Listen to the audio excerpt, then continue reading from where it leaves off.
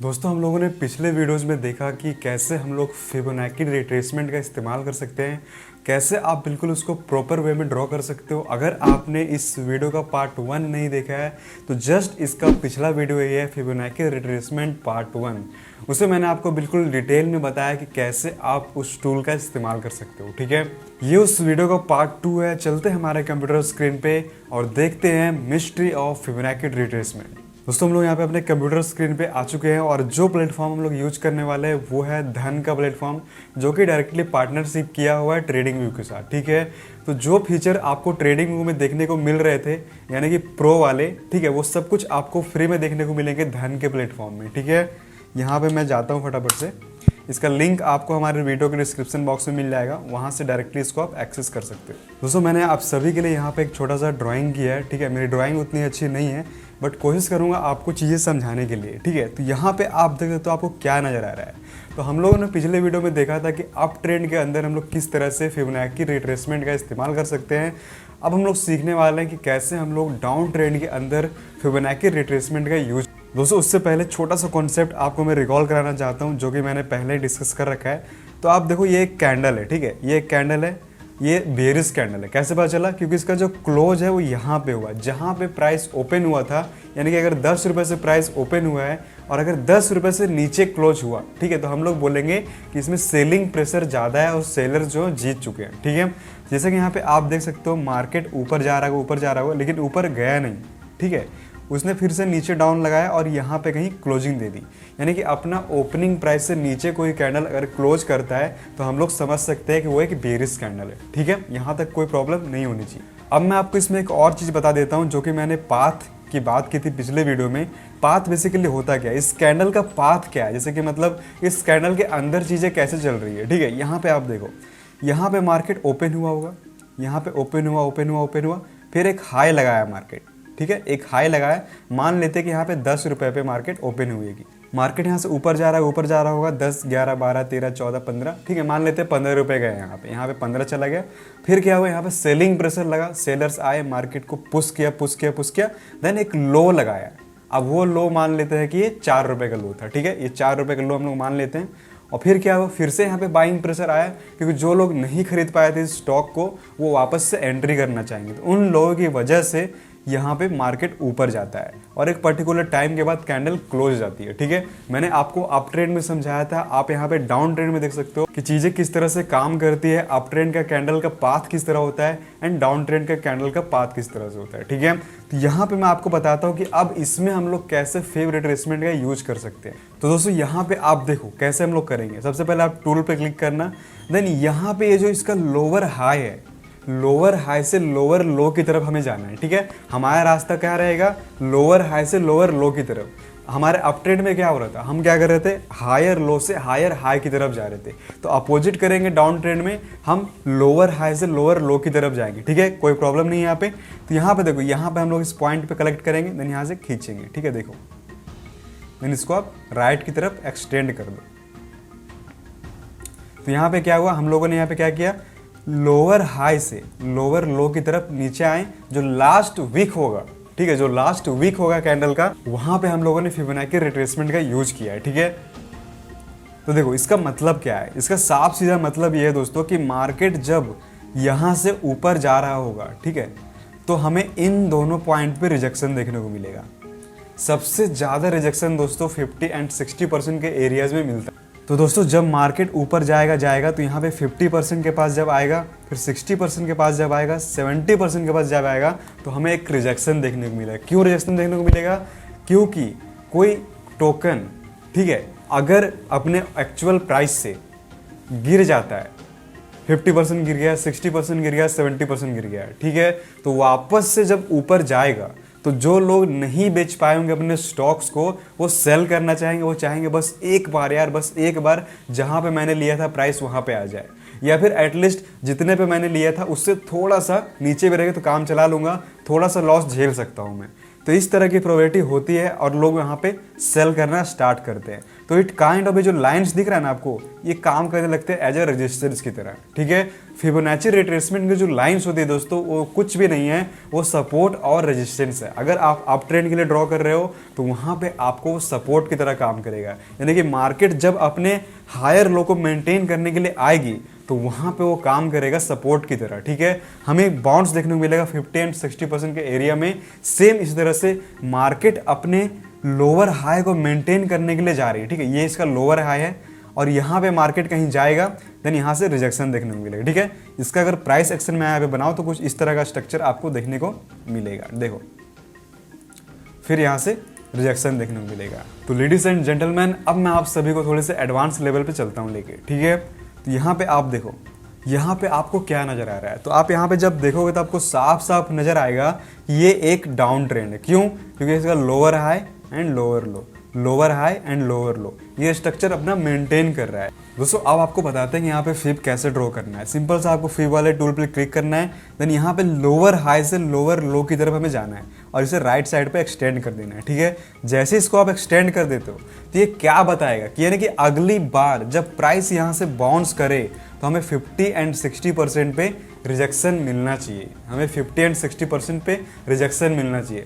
अब मैं आपको बताता हूँ कि एक परफेक्ट सपोर्ट और रेजिस्टेंस कैसे निकाल सकते हो आप फिबोनाची का यूज करके, ठीक है। तो यहाँ पे आप समझो दोस्तों वो कैसे आपको करना है।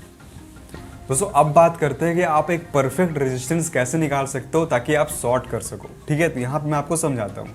अभी हम लोग लाइव चार्ट्स पे भी देखेंगे कैसे आप सपोर्ट रेजिस्टेंस ढूंढ सकते हो। तो यहाँ पे आप देखो कि क्या हो रहा है। मार्केट दोस्तों कुछ इस तरह से नीचे आ रहा होगा, ठीक है, और कुछ इस तरह से लो बनाया होगा अपना। तो अब हमें यहाँ पे ट्रेड अगर देखना है दोस्तों शॉर्ट का, तो हम लोग कैसे एग्जीक्यूट करेंगे वो आपको बताता हूँ। तो सिंपल सा, ये जो लोअर हाई है इसका, यहाँ पे पकड़ के, इसका चोटी पकड़ के यहाँ से नीचे आते हैं, ठीक है। जैसे इसको आप नीचे यहाँ पे खींच दोगे तो ये दोनों कनेक्टेड हो जाएंगे 100% एंड 0, ठीक है। ऐसा आपको नहीं करना है कि 0 से लेकर 100 तक आपको जाना है, नहीं, आपको 100 से 0 जाना है, ठीक है। इस बात का आपको ध्यान रखना है। तो यहाँ पे क्या होगा, ये जो 50%, 60%, 78% ये जो एरिया है ना, ये एग्जैक्टली रेजिस्टेंस की तरफ काम करेंगे। क्यों? क्योंकि जब मार्केट ऊपर जाएगा तो 50% रिजेक्शन मिलेगा, 60% पे रिजेक्शन मिलेगा एंड 70% पे रिजेक्शन मिलेगा।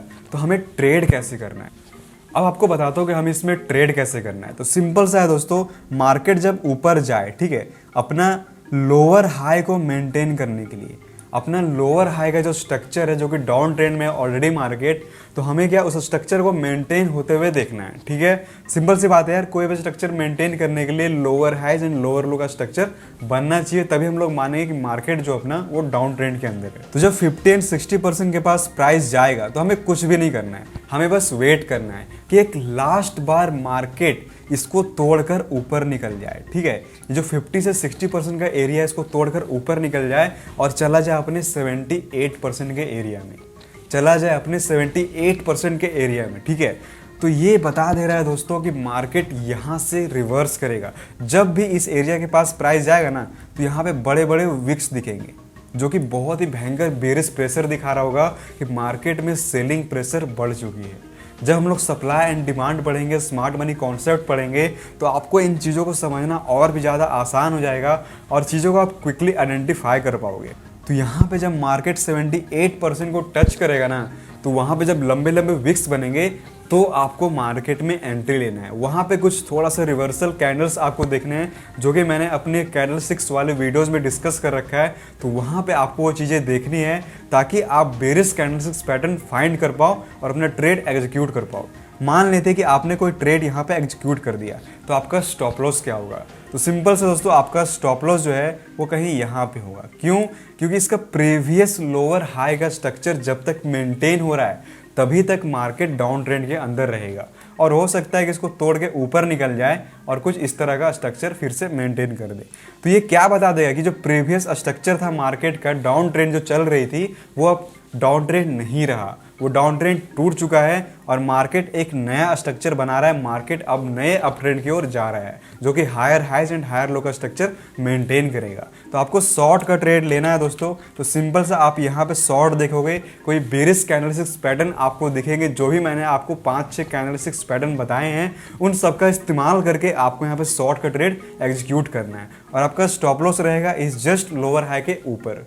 तो ये बहुत ही अच्छा ट्रेड सेटअप होगा आपका। दोस्तों हम लोग धन के प्लेटफॉर्म पे हैं और रिलायंस इंडस्ट्री का चार्ट आप सभी को दिख रहा होगा। यहाँ पे जो भी हम लोगों ने अभी सीखा है थोड़ी देर पहले, वो सबका इस्तेमाल करके हम लोग डाउन ट्रेंड के अंदर और अप ट्रेंड के अंदर फिब रिट्रेसमेंट का इस्तेमाल कर कर एक अच्छा सा ट्रेड एग्जीक्यूट करेंगे। ठीक है दोस्तों, अब आपको बताता हूँ कि मैं किस तरह से फिब का इस्तेमाल करता हूँ। तो सबसे पहले अगर हम डाउन ट्रेंड में फिब ड्रॉ कर रहे हैं तो सिंपल सी बात है दोस्तों, करना क्या पड़ेगा, यहाँ पे हमें डिटरमाइन करना है इसका लोअर हाई एंड लोअर लो। अगर हम डाउन ट्रेंड में ड्रॉ कर रहे हैं तो हमें लोअर हाई से लोअर लो की तरफ जाना पड़ेगा। ठीक है, तो यहाँ से हम क्या करते हैं, एक पॉइंट पकड़ते हैं और दूसरा पॉइंट हमारा रहेगा हमारे लोअर लो का और इसको राइट साइड की तरफ एक्सटेंड कर देंगे। ठीक है, तो जैसे आप ये काम करोगे तो आप नोटिस करोगे यार कि ये चीज़ें कितनी अच्छी से काम करती है। यहाँ पे मार्केट नीचे आया तो जब ऊपर गया तो इस एरिया में इसको रेजिस्टेंस मिल रहा है। देख रहे हो आप, इस एरिया में इसको रेजिस्टेंस मिल रहा है। तो बिल्कुल ही सपोर्ट और रेजिस्टेंस की तरह काम करती है। फिर से देखो आप,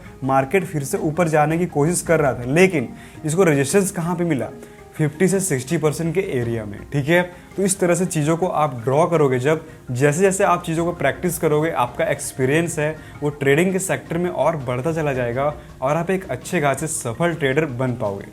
दोस्तों प्रैक्टिस करना बहुत ज़्यादा जरूरी हो जाता है। जब तक आप बैक टेस्टिंग नहीं करोगे तब तक आप सीख नहीं पाओगे चीज़ों को। देखो दोस्तों, यहाँ पे क्या हो रहा है, आपको एक अप ट्रेंड दिख रहा होगा। जैसा कि मैंने आपको बताया था कि कोई भी टाइम फ्रेम के अंदर up trends and down trends होते हैं। ठीक है, तो यहाँ पे अगर हम फिब का इस्तेमाल करें तो क्या करना पड़ेगा, हमें करना पड़ेगा हायर लो से हायर हाई की तरफ। सिंपल सी बात है। तो यहाँ पे हम टूल को खींचेंगे ऊपर की साइड और जाएंगे इसके हायर हाई तक। तो जैसे यहाँ पे आप आओगे तो आप देखोगे कि मार्केट यहाँ से ऊपर गया। ठीक है, जब ऊपर गया तो जब वापस से नीचे गिर रहा था तो कहाँ पे आके रुका, हमारे 50 से 60% वाले एरिया पे।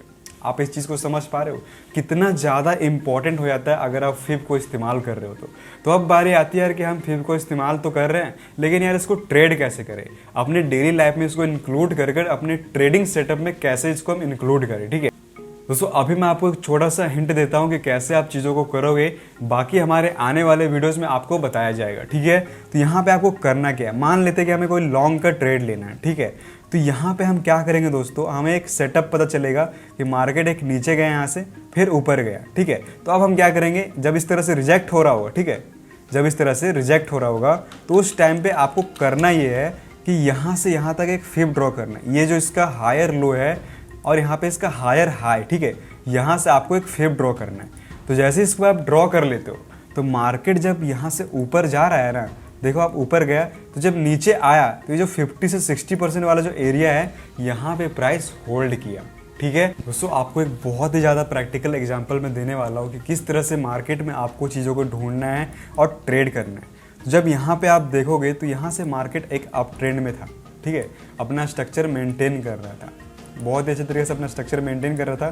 दोस्तों यहाँ पे जब आप नोटिस करोगे जो स्ट्रक्चर चल रहा था अपना higher highs and higher low का, वो अब ब्रेक हो चुका है। कैसे ब्रेक हो, यहाँ पे देखो आप, ये प्रीवियस स्ट्रक्चर जो था इसको तोड़कर मार्केट नीचे आ गया।